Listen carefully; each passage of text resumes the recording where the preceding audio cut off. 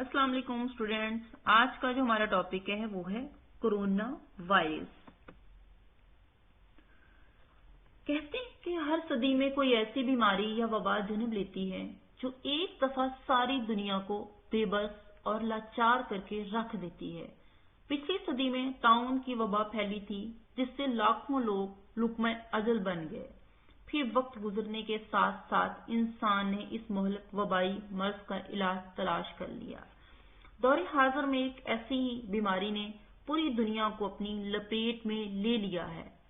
तिबी माहिरीन ने इस बीमारी को कोरोना वायरस का नाम दिया है। मुख्तसर तौर पर इसे कोविड-19 भी कहा जाता है। कोरोना वायरस दरअसल एक डेड जरासीम है जो गालिबन हर इंसान में पाया जाता है। ये इंसानी शक्ल में मरे हुए जरासीम होते हैं। ये डेड जरासीम बाज वजूहात की बिना पर इंसानी जिस्म में बेदार होना शुरू हो जाते हैं।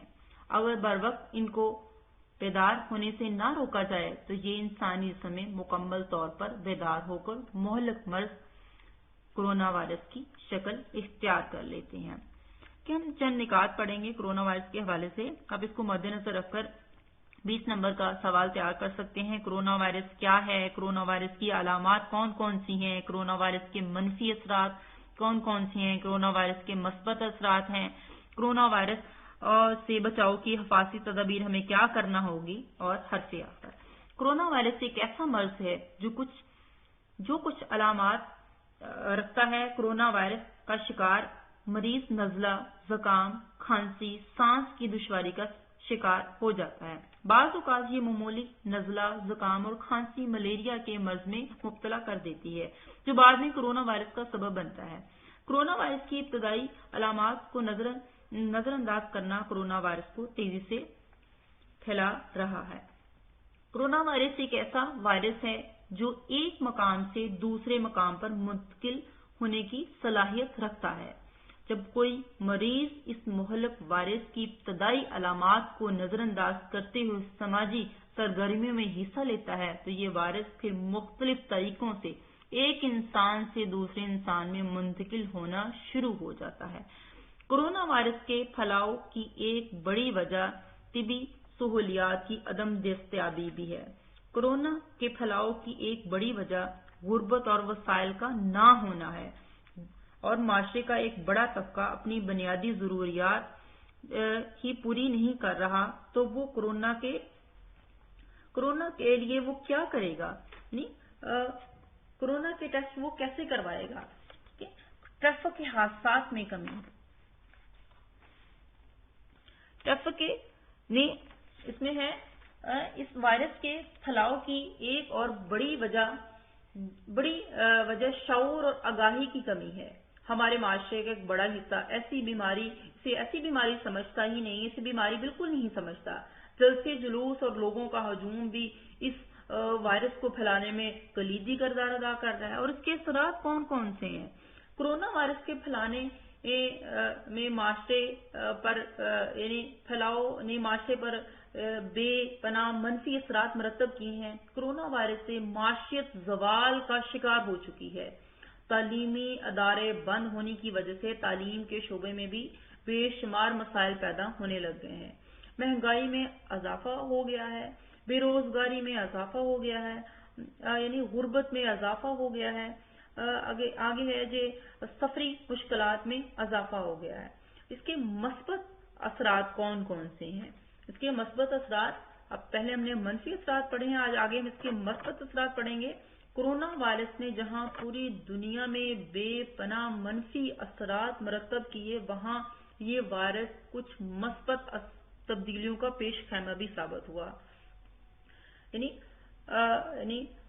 पेट्रोलियम मसनूआत की कीमतों में कमी, माहौलियाती आलूदगी में कमी, ट्रैफिक हादसात में कमी, आगे है जो है वो खुद एहतसाबी का मौका मिला इंसानों को। हिफाजती तदाबीर कौन कौन सी हैं, इससे बचाव के लिए आप कौन कौन सी हिफाजती तदाबीर कर सकते हैं इस मोहलिक वायरस के फैलाव को रोकने और इस वायरस से महफूज रहने के लिए चंद एक हिफाजती तदाबीर हम देखते हैं, जिसमें है बार बार साबुन से हाथ धोइए, آگے ہے اس ماسک کے استعمال کو یقینی بنائیے، اور ہے سماجی فاصلہ برقرار رکھا جائے، ابتدائی علامات کے ظہور پر فوراً ڈاکٹر سے رجوع کیا جائے، طبی سہولیات میں اضافہ کیا جائے، اس مہلک وائرس کے حوالے سے لوگوں میں شعور آگاہی بیدار کی جائے۔ کسی شاعر نے کیا خوب کہا ہے، بے وجہ گھر سے نکلنے کی ضرورت کیا ہے،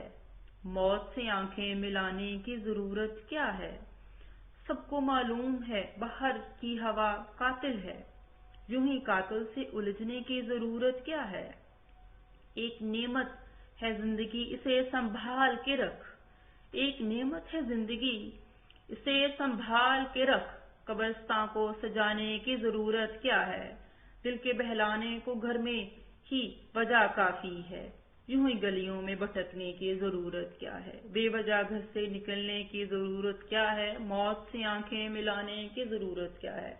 آخر پہ میں یہ کہنا چاہوں گی کہ آج اس وائرس نے پوری دنیا کو بے بس کر کے رکھ دیا ہے، آج نہیں تو کل اس مہلک مرض کا علاج بھی دریافت ہو ہی جائے گا۔ ضرورت اس امر کی ہے کہ اس مشکل وقت میں خود احتسابی کے عمل سے گزرا جائے اور اپنے اعمال اور افعال کا جائزہ لے کر ان کی اصلاح کی جائے۔ اس مشکل وقت میں پوری قوم تمام رنجشوں کو بھلا کر اتحاد سے کام لے، ذاتی مفاد کو قومی مفاد پر قربان کر کے اور ایک دوسرے کا ہاتھ تھام کے ہم اس مشکل سفر کو طے کر سکتے ہیں۔ اور اس حوالے سے ہم مختلف حوالہ جات دیکھتے ہیں، جیسے کہ قرآن مجید میں اللہ تعالیٰ ارشاد فرماتے ہیں، میں جب بھی کسی مرض میں مبتلا ہوتا ہوں تو میرا اللہ ہی مجھے شفا دیتا ہے۔ پرہیز علاج سے بہتر ہے، ہر مشکل انسان کا امتحان لینے آتی ہے، چھن گیا امن و سکون سب در بدر ہونے لگے، ہاتھ سے اپنے وطن میں کس قدر ہونے لگے، زندگی ہے یا کوئی طوفان ہے ہم تو اس جینے کے ہاتھوں مر چلے، بستیاں ہو گئیں ویران ساری، کتنی بے رحم حقیقت تھی یہ، میں یہ کس کے نام لکھوں جو علم گزر رہی ہیں، میرے شہر جل رہے ہیں، میرے لوگ مر رہے ہیں، بستیاں چاند ستاروں پہ بسانے والوں، قرۂ ارض پر بجھتے چلے جاتے ہیں چراغ، ہلاکت کی گڑی سے ڈر رہی ہے، یہ دنیا آدمی سے ڈر رہی ہے، عجب ایک سانحہ گزرا ہے کہ خلقت ابھی تک زندگی سے ڈر رہی ہے،